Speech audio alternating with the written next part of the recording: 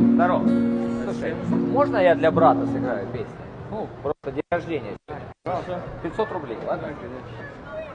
Держи. Спасибо. Супер! Сейчас мы для брата сыграем днем рождения. Пустынной улицей вдвоем с тобой куда-то мы идем. И я сейчас буду, а ты конфетки. Ну я стараюсь, ладно, ладно, что-то это... Сейчас другую, ладно?